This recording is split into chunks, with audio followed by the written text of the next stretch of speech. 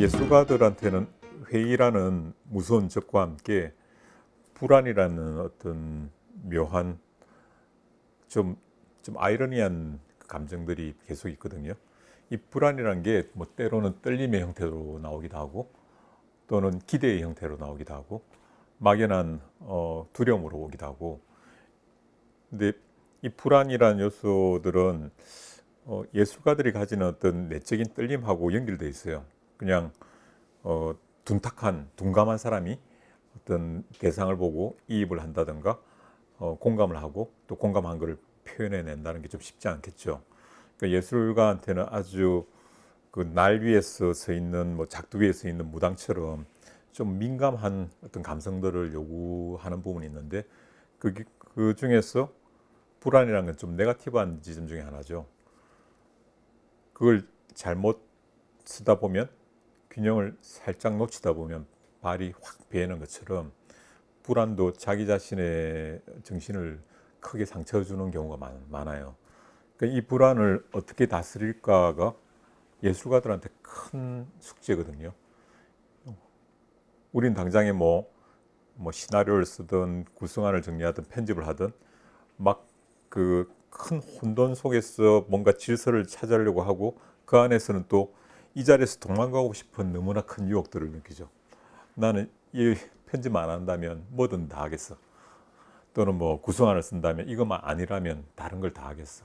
하고 싶을 만큼 이 자리에서 모면하고 싶은, 또는 이게 도대체 무엇이지? 이게 말이 돼? 편집을 했는데 이게 말이 되는지 안 되는지, 말이 됐는데 이 말이 뭔지 조차도 스스로한테 계속 피드백 되면서 불안 덩어리로 막 커지는 편인데, 어떻게 보면 거창하게 표현했을 때 우리한테는 일반 사람들이 없을 수도 있는 그 큰 에너지 덩어리가 있어요. 핵 폭탄 같은, 핵 에너지 같은 게 있는데 이거를 순간 버튼을 잘못 눌러버리면 폭발해서 나 자신은 물론이고 주변에 있는 사람들까지 큰 피해를 입히는 그런 식으로 부정적인 결과를 내기도 하는데, 이거를 제대로 통제를 하면 아주 강력한 에너지로서 핵 원자력 발전처럼 이렇게 활용할 수도 있다는 거죠. 그러니까 우리는 그 선상에 있어요. 나의 멘탈을 어떻게 관리를 어느 정도 해내느냐에 따라서 이 에너지를 필요한 적재적소에 사용할 수도 있고 나를 파괴하는 그런 에너지로 돌릴 수가 있거든요. 그게 우리한테 있어요. 그래서 이 부분을 계속적으로 훈련해 나가지 않으면 불안이 무서워서 아예 작업을 못하는 경우도 있어요.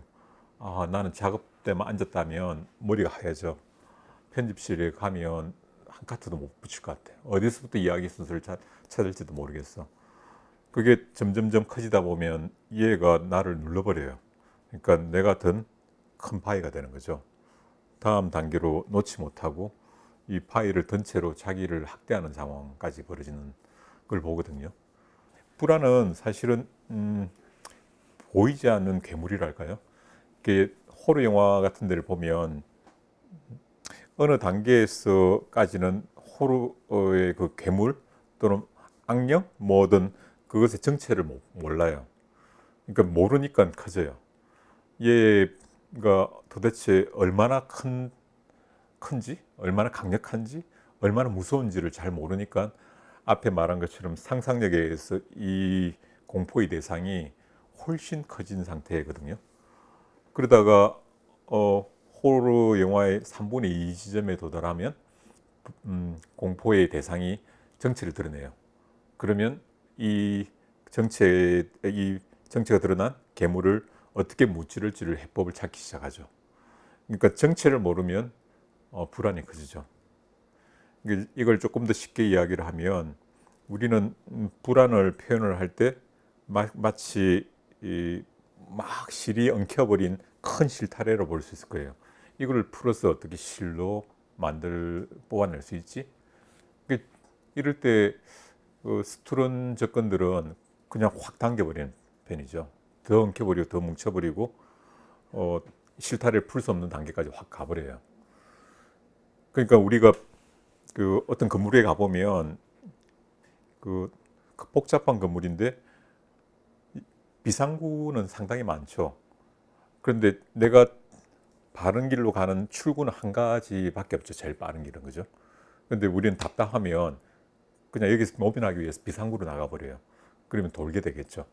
비상구는 이 상황을 모면해 주는 곳이지 내가 이 문제를 해결하는 출구가 아니란 거죠. 이 출구를 찾으려는 접근들이 나의 불안에 있어 좀 중요한 자세이기도 해요. 그럼 실타래를 비유했을 때 이 큰 실타래를 어떻게 풀 건가 한다면 미분적분이랄까요? 그러니까 문제가 전체를 다 파악이 되지 않기 때문에 너무나 큰 덩어리로, 이게 주 변수도 있고 종속 변수도 있는데 하나의 큰 덩어리로만 불안이 다가오기 때문에 이걸 풀어낼 방법이 없어요.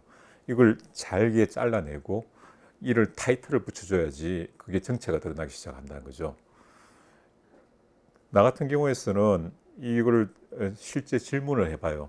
이 불안의 정체가 뭔지를, 큰 불안부터 그 불안이 나온 배경, 그 불안에서 파생된 문제, 이런 걸 번호를 달아가면서 계속 물어봐요. 거기에다가 내가 답할 수 있는 건 답을 하고 답을 못하는 건 비워놨고 또 그 불안이 올 때 매번 그렇게 하는 건 아닌데 이 불안은 내가 넘겨가지 않으면 다시는 해결이 안 될 것 같아.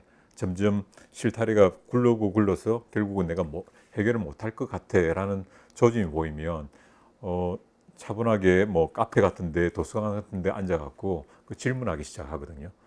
과연 이 불안은 정당한 건가? 진짜인가? 아니면 이 불안의 정체가 뭔지 이걸 1번부터 달아가면서 탑을 달기 시작해요. 그래서 촘촘하게 다는데 사실 그 과정 자체가 불안을 가라앉히는 과정이기도 하거든요. 그러니까 우리 머릿속에는 되게 좋은 머리를 가지고 있는데 불구하고 좀 사고가 랜덤해요. 왔다 갔다 한다는 거죠. 이런 생각도 했다가 저런 생각도 했다가 희망도 가졌다가 불안도 가졌다가 이게 다 섞여 있는 거기 때문에 이걸 정돈을 해서 자기가 눈으로 직접 볼 수 있는 어떤 상태로 만들지 못하는 이상에서는 이 불안은 자기 마음대로 몸의 크기를 키우기도 하고 줄이기도 하거든요. 그래서 미적분한다는 말이 분해를 하고 정체를 모른다 하더라도 장님 코끼리를 만지듯이 장님 코끼리 다리를 만지듯이 구체적으로 만져보고 이건 다리라고 선언을 하면서 다리가 이만하다면 몸은 이만하겠구나. 몸을 대충 추측해 본다면 이럴 것 같아. 이 애를 대적하려면 어떤 무기가 필요할 것 같아. 이렇게 구체적으로 하나하나 들어가면 갈수록 점점 작아져요. 그러다가 나중에 보면 애게게 할 정도로 작은 문제까지 줄어드는 수가 있거든요. 또 하나는 그 모든 불안들은 나쁜 것들을 같이 가져오거든요. 주요한 불안의 정체가 하나가 있고요. 그 다음에 종속적인 게 있어요. 이 문제가 해결되면 다음 문제도 해결되는데 이게 앞뒤가 섞여서 주 변수와 종속 변수가 다 섞여갖고 수십 개의 문제가 하나의 큰 괴물로 등장을 한다는 거죠. 이럴 때 그 리더격인 그 주 변수에다가 이름을 달아주는 거. 너가 주요한 문제구나. 너의 문제에 내가 심혈 기울여서 문제를 풀어보겠다. 다른 것들은 다음에 풀래. 하고 이 주 변수 하나만 가지고 해결을 해도 많은 문제가 풀려요. 그러니까 우리가 헷갈리기 때문에 눈에 보이는 것, 비상구라도 먼저 나가는 편이거든요. 일단 모면해보자 할 때 이것들을 여러 개, 종속 변수를 여러 개 푼다 하더라도 주 변수가 해결되지 않으면 그대로인 채로 가는 경우가 정말 많기 때문에 주 변수를 빨리 찾아서 일의 순서를 정하고 이것을 빨리 공략해버리면 다음 문제들도 같이 해결되거나 다음 종속 변수 자체가 의미가 없어지는 단계가 오기도 하거든요. 그래서 이 불안들을 계속적으로 마주하고 해결을 해 나가면 갈수록 점점 더 문제를 해결해내는 능력들이 더 확장이 되거든요. 왜 이런 멘탈적인 이야기를 하냐면 우리가 막상 부딪히는 문제는 이런 거예요. 실질적으로 오늘 뭘 찍고 뭘 해결하고 이거보다도 이런 정신적인 부분들이 나를 훨씬 더 강하게 공략하려 하고 또 제일 강력한 적으로 다가오기 때문에 오래 다큐멘터리를 하기 위해서라도 이런 훈련들이 좀 필요하지 않을까라는 높아심에서 말씀을 드립니다.